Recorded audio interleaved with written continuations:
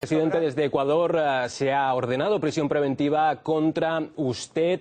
Tenemos que decir que por esta presunta participación ilícita en delitos de asociación y secuestro, ¿tiene usted alguna prueba contundente para poder argumentar en su defensa?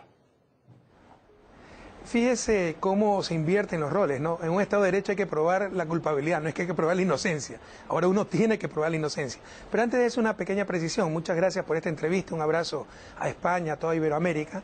Pero no es que yo tenga una orden de arresto por la justicia ecuatoriana, tengo una orden de arresto por la injusticia ecuatoriana. Ecuador no es un Estado de Derecho. Mire, hay cosas muy concretas, no me crea a mí, pregunte. ¿Cuál es el marco legal con que se nombró al Contralor, que es el instrumento de persecución del actual gobierno ecuatoriano? ¿Con qué marco legal constitucional se nombró al fiscal, que es el que me persigue? Es totalmente ilegal, es nombrado a dedo, sin concurso, con la consigna de meterme preso.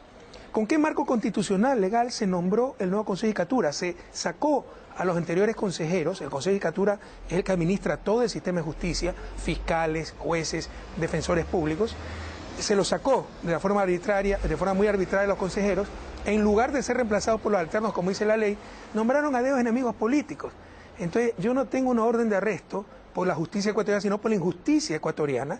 Ecuador no vive un Estado de Derecho. Si esto hubiera pasado en mi gobierno, estaríamos en la Corte Penal Internacional de La Haya, pero aquí no se dice absolutamente nada. Sobre el caso en sí mismo es una gran ridiculez que no tiene ninguna perspectiva de éxito a nivel internacional, pero en el estado de cosas que se vive en Ecuador, cualquier ridiculez es válida para perseguirnos. Se trata de supuestamente, usted lo ha dicho, ¿no? Un secuestro, le han dicho.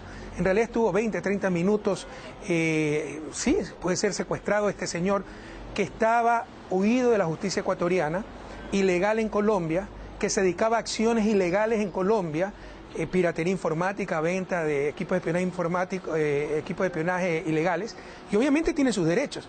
Pero es claro que se trata de un abuso policial. Trataron de capturarlo unos policías y vieron que con falso testimonio podían involucrar al propio presidente de la República. ¿Usted se imagina lo que es eso? Que en España, en cualquier país latinoamericano, la próxima vez que haya un abuso policial, el culpable es el presidente de la República. Es una gran ridiculez que a nivel internacional no va a tener ninguna probabilidad de éxito, pero a nivel nacional pues tratan de humillarnos, impedirnos que regresemos a nuestra patria, la alerta roja de Interpol, ¿no?, para hacernos quedar como delincuentes. Sin embargo, yo también tengo fe que Interpol rechace esto por lo evidentemente político del caso. Señor presidente, usted por una parte habla de esta posible politización o utilización de la justicia en su contra, en lo que sería un complot. De hecho, ya se ha manifestado así. Queríamos saber en qué deposita su esperanza, cuáles van a ser los siguientes pasos. Ya comentaba que posiblemente prevé que la Interpol rechace esta orden, pero ¿qué más va a alegar en su defensa? Separemos dos cosas. A nivel de mi seguridad personal, una extradición, no hay ningún riesgo, ¿no? Un país como Bélgica, donde resido, un Estado de Derecho, con justicia independiente, tan garantista, jamás va a permitir una barbaridad así. Así que ahí estamos totalmente seguros. Le pido a mis amigos, familiares, militares en Ecuador, que no se preocupen por mí, que se preocupen por la patria, porque es horroroso lo que está pasando. En cuanto al proceso en sí mismo, en Ecuador, ¿cuál es la estrategia? Mire, la estrategia hacia mí es o matarme, me suspendieron por ejemplo, la seguridad presidencial, o meterme preso en Ecuador o impedir que regrese a mi patria. Entonces, ¿cuál es la estrategia? ¿No? Me pusieron una medida cautelar que no es necesario pedir medidas cautelares. Si uno está colaborando con la justicia, como yo lo estaba haciendo, di mi testimonio, siempre estuve a la orden, me pusieron una medida cautelar imposible de cumplir. Saben que resido en Bélgica. El fiscal pide que me presente en el consulado de Bélgica cada 15 días, y la jueza de garantías penales, que tiene que proteger los derechos del ciudadano, no puede ir más allá de lo que pide el fiscal, pero impone que me presente cada 15 días en Ecuador, sabiendo que es imposible. Imagínense atravesar medio mundo cada 15 días para presentarse 5 minutos ante la Corte Nacional en Ecuador. Pedimos la revisión de la medida, con mucha mala fe. Yo tenía que presentarme el 2 de julio, pusieron la audiencia el 3 de julio. ¿Para qué? Para actuar frente a hechos ya cumplidos.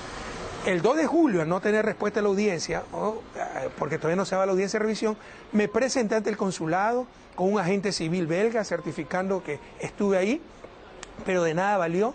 En la audiencia del martes, que era para revisar mi medida, acepta el pedido del fiscal de forma ilegal para ponerme prisión preventiva. Entonces, ¿cuál es la estrategia? Con prisión preventiva, ya mismo viene la audiencia de preparación al juicio. No hay ninguna prueba, ningún indicio contra mí. Hay un tipo que le ofrecieron premiarlo si inculpaba a Correa y dice que yo le he llamado, el presidente de la República llamando a un policía, ¿se imagina? ¿Dónde está el teléfono? Lo boté. ¿De qué número llamó? Era privado. También hay declaraciones públicas del anterior jefe de inteligencia diciéndole, mira, te ayudamos en todo, te dejamos libre en todo, te damos trabajo, plata, si incriminas al presidente. Y él muy noblemente se ha negado, lo ha declarado públicamente. Entonces no tienen nada contra nosotros, pero nos van a llamar a juicio. ¿Y cuál es el problema? Si no hay la presencia del acusado, el juicio se detiene. Entonces es la estrategia.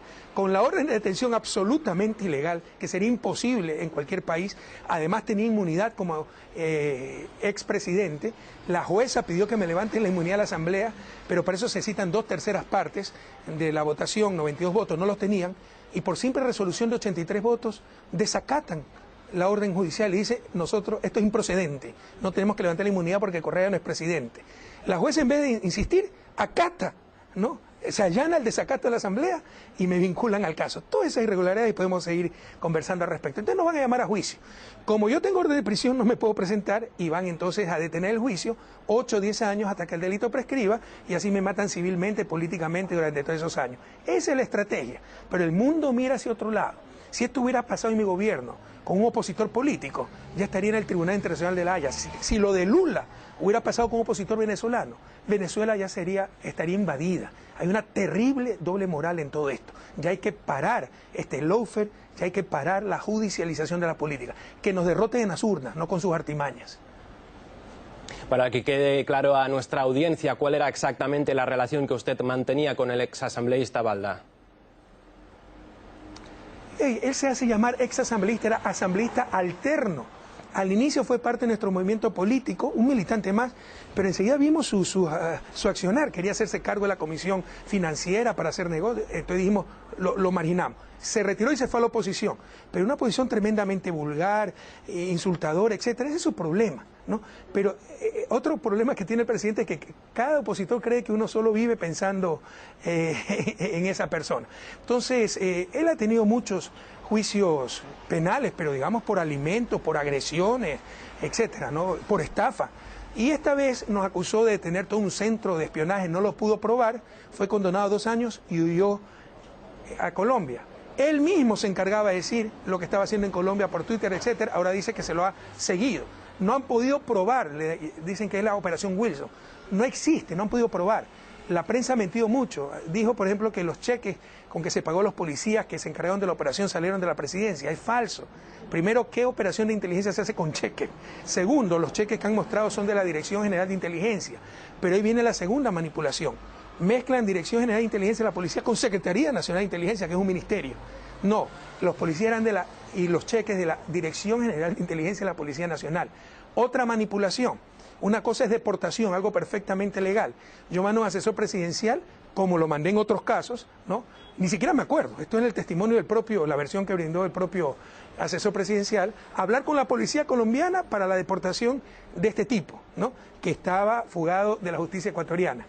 Y mezcla el fiscal eso diciendo que lo he mandado para preparar el secuestro, cuando fue a hablar con la propia policía colombiana. Entonces hay una serie de manipulaciones en este caso, pero en todo caso la relación de Balda, usted sabe, si hay 1000 opositores, 10.000 opositores, Balda está en el 10.001, pero han utilizado este caso, que probablemente es un abuso policial, una detención arbitraria, lo que hicieron detener en Colombia porque tenía orden de arresto en Ecuador, los policías ecuatorianos, se excedieron, ¿no? Y dieron la oportunidad con falso testimonio para vincular al mismísimo presidente de la República. Podemos hacer también una valoración más general de cómo están las cosas en América Latina, porque tenemos a Lula en la cárcel, Dilma y Cristina están también estuvieron involucradas en procesos judiciales, y ahora tenemos a López Obrador, el nuevo presidente electo de México, que no sé si usted lo ve como la esperanza de la izquierda en Latinoamérica. Por supuesto que una de las esperanzas es un viento fresco, que México entre a la línea progresista. Esto creo que cambia muchísimo el balance geopolítico de la región. Pero más allá de eso, o sea, por favor, Europa, el mundo entero, si lo que están haciendo a Lula, lo que están haciendo a Cristina, si no tuviera inmunidad como senadora estaría presa. lo que le han hecho a Jorge Glass, preso sin ninguna prueba, involucrándolo ilegítimamente en el caso de Brecht. Lo que están haciendo contra mí, este es el quinto o sexto caso. O sea, a mí me han acusado de preventas petroleras mal hechas. ¿Qué tiene que ver el presidente con eso? De contratos petroleros mal negociados. ¿Qué tiene que ver el presidente con eso? Me han acusado de crimen organizado, de tráfico de influencia, todo en los últimos meses. Básicamente es enero, porque vieron la estrategia de judicialización de la política. Me han acusado de sobreendeudamiento, que además de no ser cierto, ¿qué tiene que ver a nivel penal? Y ahora de represor, de haber ordenado el secuestro de un opositor político que en realidad era un prófugo de la justicia y era tan solo asambleísta alterno, pero así se distorsionan las cosas. Dicho sea de paso, el caso fue juzgado en Colombia y es secuestro simple, sin violencia, no extorsivo. Acá en Ecuador lo quieren hacer pasar como secuestro con violencia, extorsivo, para fines lucrativos. ¿Para qué? Para hacerlo pasar como crimen de Estado y que no prescriba, porque si no ya está prescrito. Entonces hay una serie de manipulaciones, pero esto es el quinto o sexto caso judicial que tenemos. Entonces, y el mundo mira hacia otro lado. Es evidente que se está cooptando la justicia para perseguir a dirigentes de izquierda. Es evidente que la prensa latinoamericana, que es una prensa muy mala, se presta a esto. Y el mundo no dice nada. Más daño que a nosotros le están haciendo daño a nuestras democracias, a nuestros países, a la institucionalidad tan fundamental para el buen vivir. Señor presidente, pues muchísimas gracias por su testimonio. Vamos a estar muy pendientes del caso. Pero mire, yo le pido a la prensa que exija estas tres cosas para ver si, y diga después a su audiencia si dijimos la verdad o mentimos. El nombramiento, de acuerdo a la Constitución y la ley, del Contralor de la República, ese es el juez de cuenta, que lo están utilizando como instrumento de persecución. Mi equipo de gobierno tiene más de 200 auditorías con responsabilidades penales de este señor. Así condicionan, así presionan, etc. El nombramiento del fiscal encargado, ni siquiera existe ese cargo. ¿Ya? Y el nombramiento del Consejo de la Judicatura. ¿Dónde está la ley con que hicieron eso? No existe. Ecuador está fuera del Estado de Derecho. Ok, pero por favor verifiquen ustedes. ¿Ok?